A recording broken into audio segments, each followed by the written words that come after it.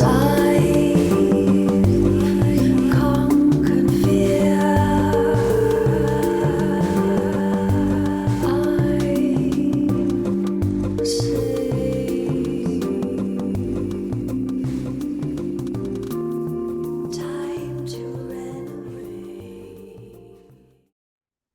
everybody, I just wanted to provide an intro to the next video as it was originally released in 2021 as a Patreon bonus video that went alongside the audio that was released on healing and consciousness. And these are simply my views that I am sharing, and most of all, my own personal experiences. I had a very profound healing experience in May 2005. And I had an experience before that in 96, 97, when I had an out-of-body experience. And so I talk about this within the next video. I work as a healer. I offer distant healing appointments alongside doing a podcast. If you have any questions or you want to contact me about any of this, then please do at scarletofthefae.com, or you can email me at scarletofthefae with 2 T's at gmail.com. I also wanted to say, obviously, I'm not a medical expert. I'm not putting myself forward as a medical expert, and I would not comment on anything in that regard. However, I am presenting my own experiences and what it was like for me being in these kind of healing environments. And I find it interesting, and I feel like, it may be of interest to some of you out there. And so thank you for watching this. And I always love to hear from you. So please do get in touch. And if you want to join the Patreon group, it's Modern Fairy Sightings Podcast on Patreon. We have tons of bonus episodes on there. We have some other bits and pieces like meditations and events that happen, and it's just a really loving community. So if you're interested, come and join us there. Thank you. Time to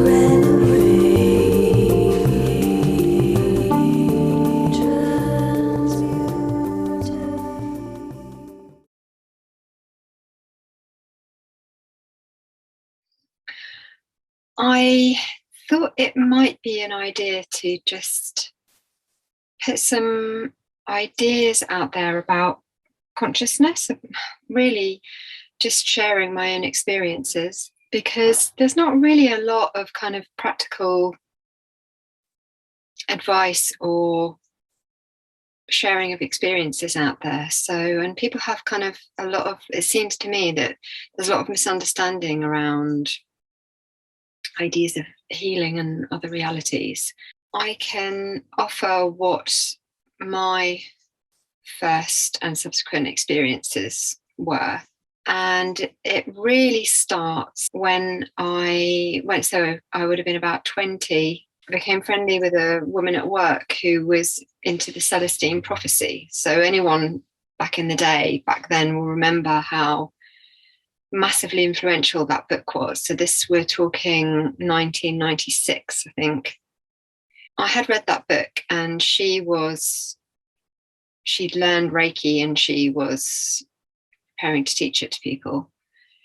So I was interested in learning, and I went along to her house, and we did some really interesting meditations, like eating meditations. I remember that one particularly. I think there were some other ones, but that kind of sticks out in my head. And then one evening she invited a couple of us round to hers, and we were going to experiment with meditating with crystals. And I did have some crystals at home by that point, because I'd kind of been into dreams and crystals and various sort of what would be described as kind of new age implements and ideas and books back then. So I had a number of crystals. I definitely had an amethyst crystal, and that's what I took along with me to her house. It wasn't a huge big grand thing. It was,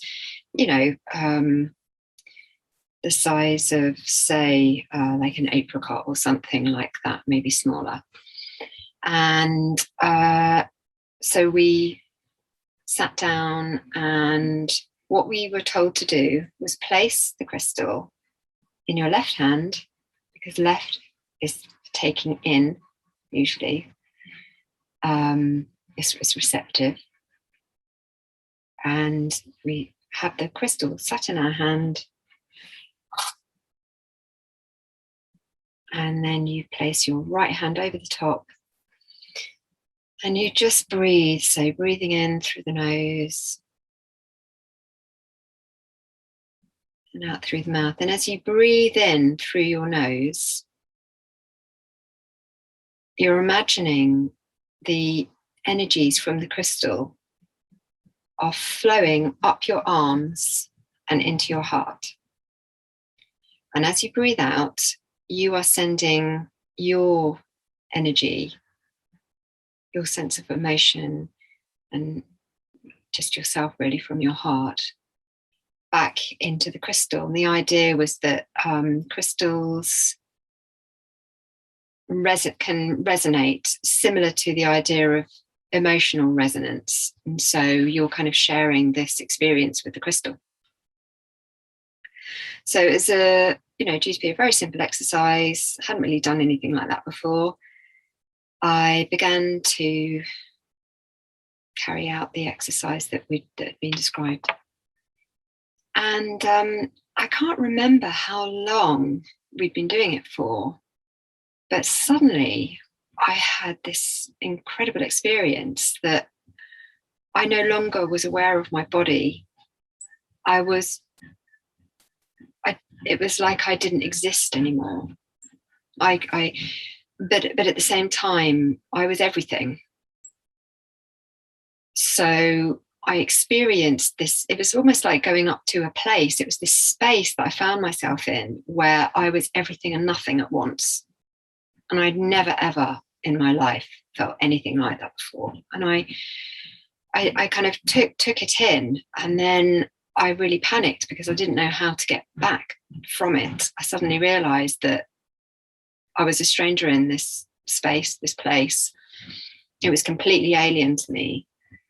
And I kind of snapped out of it. And I had a bit of a panic attack. And this woman that was teaching was obviously, concerned about me and said, what happened? You okay? And I just Sarah explained what happened, and she was a bit freaked out. So she got her partner in, and he was in the kitchen. He was kind of not really anything to do with what we were doing, but he actually had more experience than she did in these kind of spiritual opening exercises. And so he immediately said, what were you meditating with? And of course, it was an amethyst. And what I didn't realize back then was that the vibration of amethyst, it's violet. So we're talking crown chakra. Crown chakra is all about the all. It's all about infinity. It's about connecting with the all. And I hadn't known that. I just picked a nice crystal that I had at home, and it was a sort of, I didn't realize the resonance. So that was a very intense experience and really opened me up to the knowledge that there were these other realities than our daily existences. Yes, I'd meditated before, and I had felt,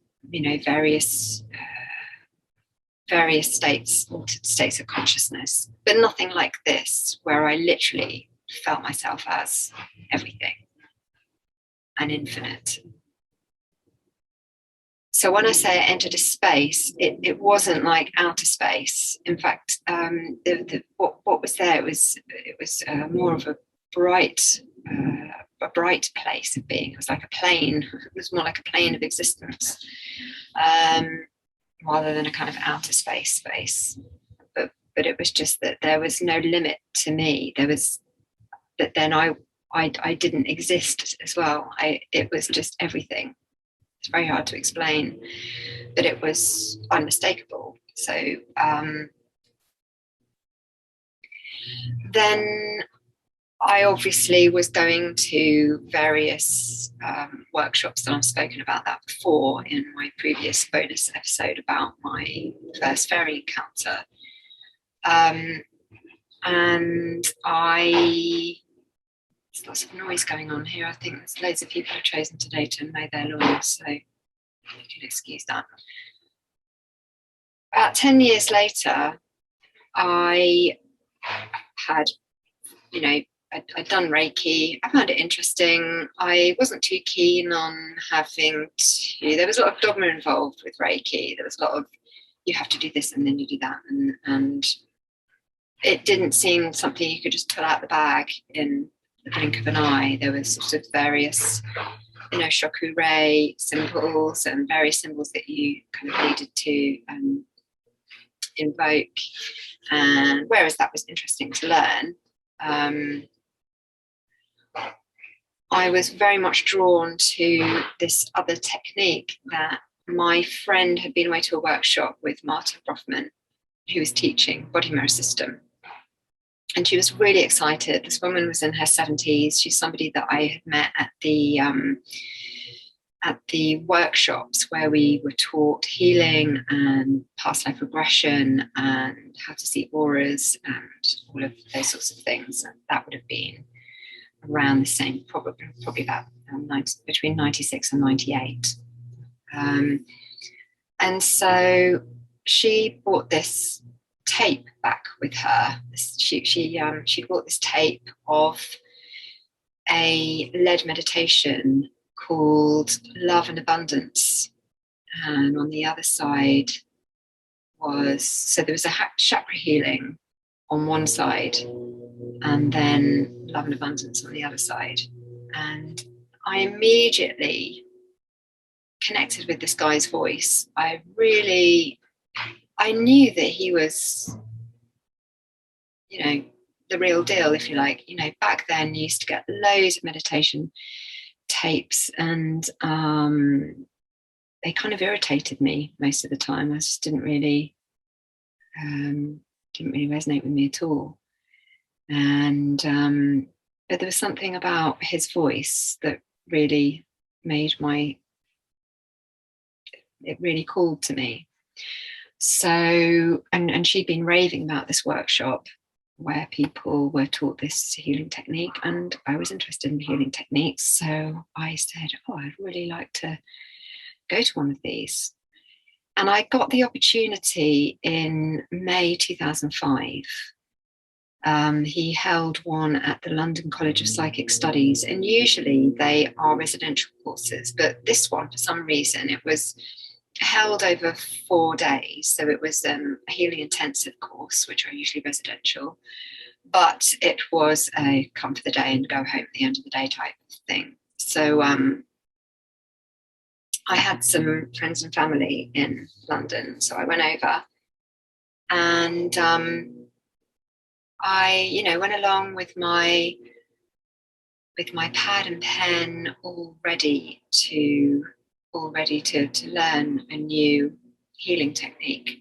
And as he was kind of introducing these ideas during the morning, he did say at one point, so, what have you come here to be healed from? And I thought, well, in fact, I said, I haven't come here to be healed. I've come here to learn this technique. And he said, well, there must be something that, that could be better in your life.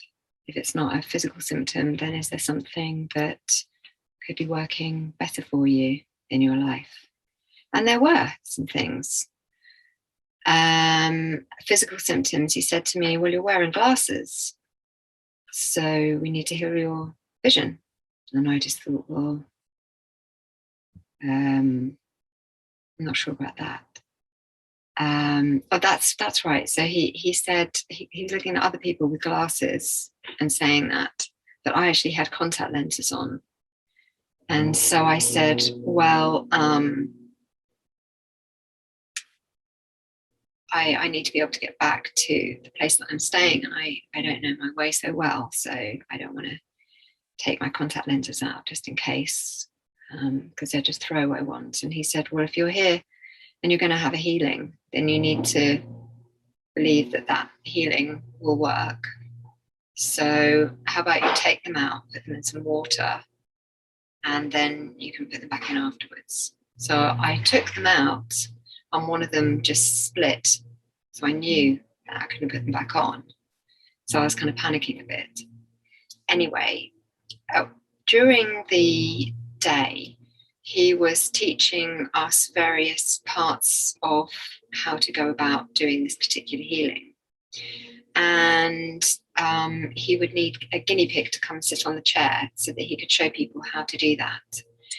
And what he would do was he would say, the magic chair is going to choose someone. I just turn around and then somebody finds themselves, standing up and sitting in it.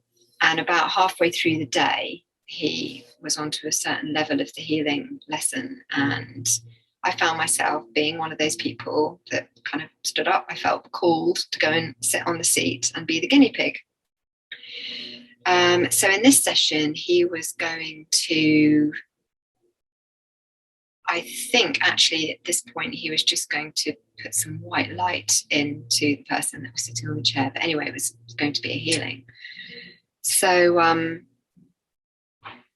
he placed his hands on my shoulders, as we do with the body mirror system, and he hadn't really given me any instructions, but I remember feeling quite tense, and it took me some time to kind of just open up and relax and let him do that, because I wasn't really sure what was happening. And I was in a room full of people I didn't know. But I did manage to just relax into it. And I can't remember how long it took. I would say probably around maybe 20 minutes or something like that, having gone to further classes and seeing how long these things take. And when I opened my eyes, it felt like I was in a new space completely. So the first thing he said to me was, do you feel the same or different? And I said, the fear's gone. And it was so moving for me, because I didn't even realize that I'd been frightened before. It's not something that I would have remarked about myself at all, that I'd been frightened, but I had been frightened of everything, of life, of being, of just being me. But I was so used to the fear, and I think that many people are just so used to being frightened of everything that I hadn't even noticed.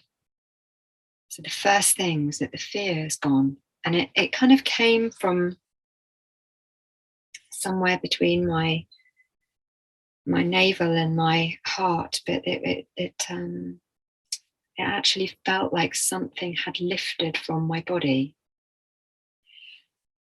And the next thing was that I could see clearly.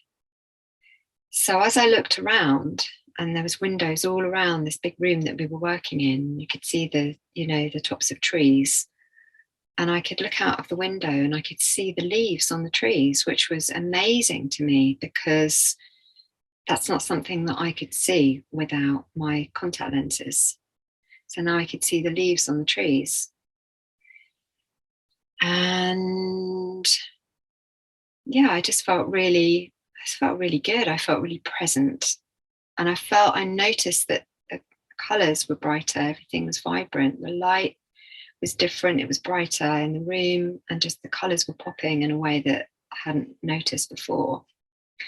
We took a break after that, and people that were on the course remarked to me, oh, you look so different. I can see your face. It's like before you were kind of hidden, you were hiding yourself. I couldn't really see your face properly, but you're completely open now, and it's like looking at a different person. And I felt really different. And when I left that day, the experience I had in the street even was very different. So I went into a shop and I just felt there was a friendliness. I hadn't realized before, but I'd felt really kind of cut off. guess I had cut myself off from life, from people, from experiences. And I noticed that I could see people's faces on the other side of the street. So usually I was used to sort of seeing blur of somebody. So you can see their outline, you can see the colours that they're wearing, but you can't make out the patterns of their clothes and you can't make out their faces. But now I could. Now I could see people's faces, and it really struck me. It was immediately something that I noticed when I walked down the street. So that was a really new experience for me as well. I just was in a new reality. And the weirdest and trippiest thing that happened that day was that I went back to, so I needed to get to the station. And I entered St. Pancras, the run up to St. Pancras, in a huge crowd of people. I was just in the midst of a crowd of people. And, it's really busy. It's middle of London. I'm guessing it probably was a Sunday. I think it was the last day that we had. Could have been a Saturday. I think either a Saturday or a Sunday. And something really weird happened. I was in the middle of a crowd of people. And suddenly, as we reached the main station, the people in front of me moved forward. They seemed to sort of move space forward, and the people behind me seemed to drop back. And for about 10-15 seconds I was walking by myself. It was like a sea of people had kind of parted and there was just me in the middle. And as I walked forward, there was a man in a London a train station uniform, with a hat and a uniform. And I was walking towards him, and he came towards me, and he held his hands in prayer, and he looked me in the eye, and he said, "Namaste." And that was just bizarre. And I was just like, whoa, what is happening here? It was just a really trippy, it's like a kind of psychedelic experience or something, but I hadn't taken anything. I just had this healing. And when I got on the train, again, it was like a psychedelic experience. The noises were, I was noticing things in a really different way than I had before. So the experience of moving on a train was like being in some kind of trip. Everything was totally different. It was like I wasn't fully on this planet. I was kind of between the worlds, and I was experiencing the world from a completely different vibration than I had before. I had changed. And I got back to the place where I was staying, and there was a loved one there, but also somebody else that lived there. And the somebody else that lived there was a scientist, a tech scientist. And I came in, and they could tell that something was different with me. And I was just like, wow, I'd never really experienced anything like this in my life before. And I was eager to tell my loved one. And the person that was also staying there was interested. But they immediately started to tell me that I was hallucinating in some way. They were ready to tell me that it wasn't real, what I was experiencing, and I knew it was. And I could really feel this kind of, when you enter into a new reality after a healing or after any kind of experience where you have kind of some shift in your reality, it's very easy then to sort of get dragged back down again. So that, if, say, for instance, we are vibrating at a certain level that allows us to experience reality in a different way, we can get brought back right down by, it could be a loud noise, a shock. And this was a shock, really. What he was saying to me was really kind of bringing me down. and I could feel it, and I knew that I needed to remain in that reality, because I like that reality where I can see clearly, where I feel part of everything, and that when I can relate to people much more easily, rather than feeling closed off and frightened, and which of course was being fully recognized in how my vision was. I couldn't see clearly. I wasn't experiencing things clearly. And anyway, that was my first experience of healing with the body mirror system. And it was a powerful experience. Really, really powerful. And what I would do is that I would try and go to one of these workshops, once a year, as a kind of toppy uppy, because I really like this. This was real, the real thing, and I wanted to know more. And of course, by the time I finished that course, I could also carry out these healings on my loved ones. So that was great. When I got home back to Jersey, where I lived at the time, and I was living on my own with 2 young children, and things had been quite hard. I'd had some really difficult things go on in my life that I was sort of getting over. And one thing that I had asked for when he asked me, what would you like to be healed from, apart from my vision, was I would like somewhere to live that I could call my own, because I was living somewhere at that time, but it wasn't somewhere that was mine. And I needed somewhere that I could call home. And I'd been down on the list for a council house for a long time, and nothing had kind of come up. So that didn't really seem like it was happening, and I felt quite stuck. And that was kind of one of the main things that was really bothering me about my life. If someone, somebody had asked me, what is it that you would like to change in your life, that was the thing. So I got back home, and my mum picked me up from the airport and brought me back to the home where I was staying. And she had been into where I lived, and she had arranged all my post on the stairs. I'd been away for 4 days, and there was a letter, and I could see it was an official letter, and I opened it, and it had arrived in the last day or so, and it was inviting me to go and see a house that week that was going to be mine. So I had the choice. I could go and see this, and if I didn't like that one, I could go and see another one.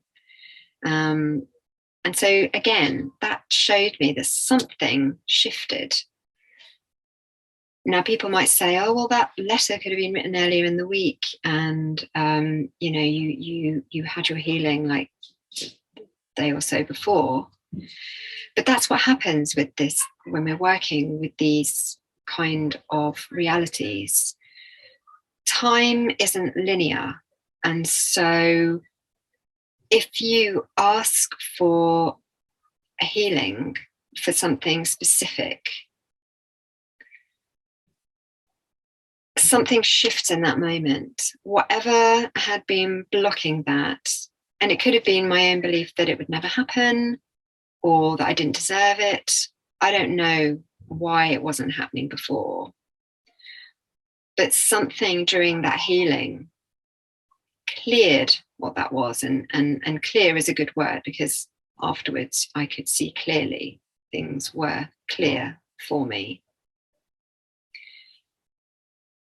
But you can have other instances where somebody says, what I'd really like to do in my life is I'd like to travel with my work.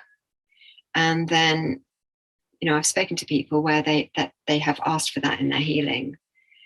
And at that moment, somewhere in the world, they have found out later that somebody read an email about them, about their work, or somebody, a friend told them about some work that they were doing and they were interested in that. And at that point, they made a decision to contact this person, or through a series of events from that moment, they then ended up getting in touch with the person who had asked for that in their healing. And so when they get this letter or phone call saying, I'd like you to come and travel and teach us about what it is that you're doing, you know, whatever it is, the work that you do, then again, it can be tracked back to that point where you asked for that change in your life. So we're working with ideas that for some people just seem completely mad and out there, but that's okay. I mean, let's just play with it. Let's just play with these realities and see what happens. What have we got to lose?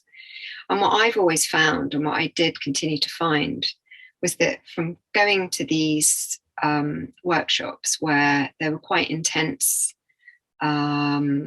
learning going on, and usually they would be residential, so you'd be spending your whole days and evenings with the same group of people, learning the healing techniques and practicing them on each other. And so, you know, having healings the whole way through these weekends, eating meals together, etc. In some cases, sharing rooms together too. And it becomes a really strong bond, and you see people's journey within that time. You know, some people had gone there with some really serious physical symptoms. Other people had gone there, well, for all sorts of reasons, really, emotional difficulties, you know, mental health, just all sorts of difficulties that they'd been experiencing. And you watch people blossom, you watch people come out of their shell. Through experiences in life, we can tend to sort of hide ourselves away or just feel really apathetic. And these techniques are really powerful. I particularly liked Body Mirror System because it's very visual. And so you fill that person with white light. They're sitting on a chair, so you don't need any props. You don't even need a chair. They could just be sitting on the ground. And all you need is your intention to heal them, and their intention that they would like a healing. So somebody asks you, you say, yes, I can do this for you, and you just do it. And so you initially fill that person with light, and then you go into each chakra one by one and see what is going on there. And so you literally just trust what you see. So for me, I see pictures in people's chakras. It could be a picture of an object, or it could be some kind of scene of that person that I'm healing doing something. Maybe now, maybe when they were a child. I get a kind of idea of the sort of age that they were or where they might be. And after the healing, I can relay that back to them, and they can say, oh yeah, that makes sense to me. Or no, I don't know what that's about. And that's fine too. But for the vast majority of the time, it's something that I see, or anybody that does these healings see. And when they feed it back to the person that's had the healing, it helps them to understand whatever the issue was in that area of their life. So if you're looking in the base chakra, the red chakra, that is all about money, home, job, trust, the mother, like your mother in this lifetime, the earth, how you feel about living on earth, how you feel about being able to put your roots down on earth, and all of those kind of grounded matters. In the sacral chakra, so around your kind of womb area, between your hips and your navel, that area, your reproductive area, is the orange chakra. So that is food, sex, and emotions. and your area of creativity, how you feel about having children. The solar plexus is yellow chakra, so that is power, control, and freedom issues, your self-identity, how you see yourself, how you feel others see you, your ability to or to be yourself or not. The green chakra, heart chakra, is about love relationships, feeling accepted, feeling loved, how you feel about your love relationship and the really close relationships you have with those around you. The throat chakra is the blue chakra, and this is about your goals. So in this particular technique, we want to see the blue chakra here. It's like a sky blue color, and then we bring it down the arms and sort of shoot blue beams out from our hands so that they meet in the not too distant future. So it's you're aligning yourself with your goals and making those very clear. The right arm, if you're right-handed, going for what it is that you want, and the left hand, if you're right-handed, is for going for that which you need, and that those meet up and they as your goals and suit what you need in this life at this moment. Your third eye is the indigo chakra, and this is your deep spiritual self, who you are in your deep spirit, the spirit that has jumped into this body in this lifetime. If we see our physical bodies as a kind of vehicle, and our spirit as part of our soul consciousness has come into this body to live out this life and have these experiences for whatever reason. And then the crown chakra is the violet chakra, and as I said earlier, this chakra is about how your relationship with authority, the all, father as in your father in this lifetime, father as in our father, or any kind of idea of the sort of paternal God that might be up there, but this kind of like idea of God, or whatever your sense of the all is. And so in the healing process, I go into each chakra one by one and have a look what's in there, and it will tell me something about what was affecting that person, and then I can say to them, like, this is what I saw.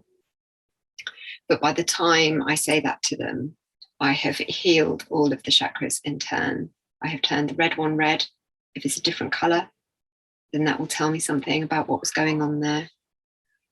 Say, for instance, it was green in the red chakra. Green is about relationships and feeling accepted and love. And the red chakra was all about money, home, job, feeling safe, feeling secure. So if there's green, I'm a bit worried about spiders. If there's green in the red chakra, then that might tell me that there's issues around mixing up a sense of love and a sense of feeling secure, or saying that the love relationship is being used in order to feel secure, rather than just feeling secure for yourself and your life, that your security comes from your love relationship. Or it could be about needing to feel accepted in order to feel secure, or something around one of these areas that these two chakras represent. So it's a very simple, straightforward way of working. And I really love it because it's a very creative process, and it's a no-nonsense. Martin Brofman, who created the system, he became a very dear friend, and died a few years ago, when 2014. He was a very no-nonsense character, but really funny, really reminded me of my dad a lot. And so I got on really well with him, and I loved being around him. It was always a laugh. And I think that's important when you're working with healing and spiritual opening and these kind of techniques.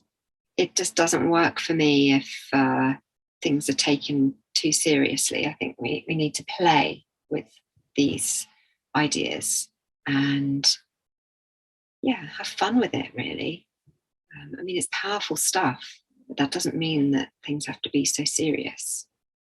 I think that soul work and spirituality, if it is enlightened, then it holds humor, and laughter is really powerful. So that to me is very important. So that's my offering about consciousness and healing, and my experiences of encountering different levels of realities. It's hard to maintain. I found it hard to maintain that initial level that I felt after the healing. So when I came back to my home and my life, a lot had changed. There were people in my life that I just really didn't resonate with anymore. And as much as they were really lovely, I felt different, and I was different, and I ended up attracting different people into my life that are still in my life now, and just completely new experiences. But most of all, I felt like me, and I felt more like me than I ever had before. I think sometimes life just gets on top of you and you lose sight of who you are, and it's very easy to do that, particularly when you're being, when you go to school, and the way that you are is, often trained out of you, isn't it? It's taught out of you. So coming back to who I was amazing, and I just wish that everybody could experience that, and they can do. They can do, but it's not something that we're told about. And I don't really understand why. Well, I kind of do, because if everybody was free, and if everybody was able to freely be themselves and to know and to see clearly, then the world would function in a very different way. And the systems that we have in place now, they wouldn't hold up.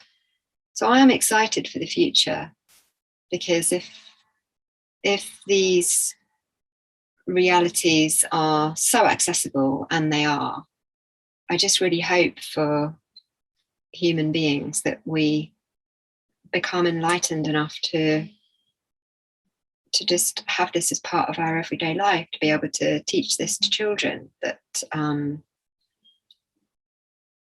they have access to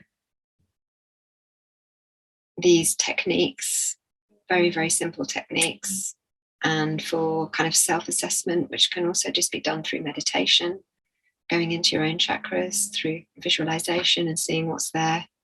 So it's not even like you need anybody else to do this for you. You can do it for yourself.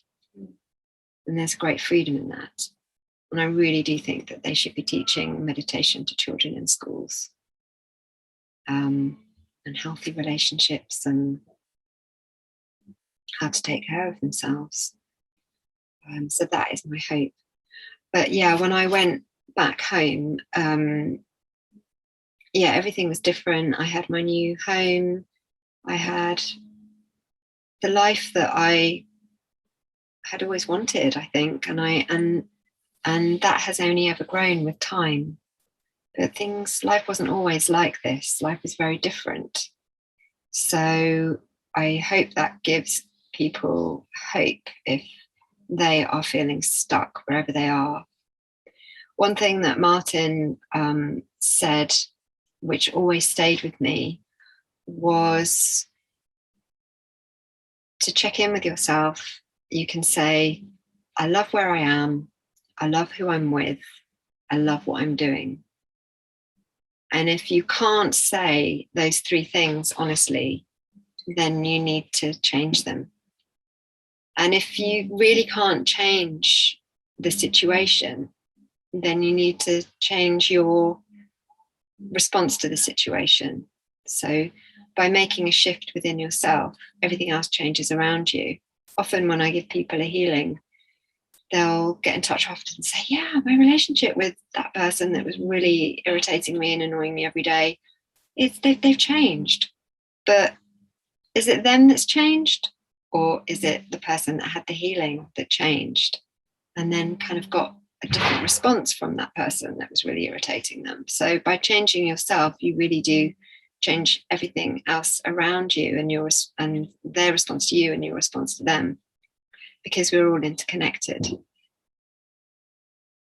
So I hope that was of interest to you. And if you've got any questions, then please get in touch at scarletofthefae.com and just ask me anything about it. I'd be really happy to tell you more about it. So I give this with love. And I just hope that might reach someone that needs to hear it. Thanks for listening.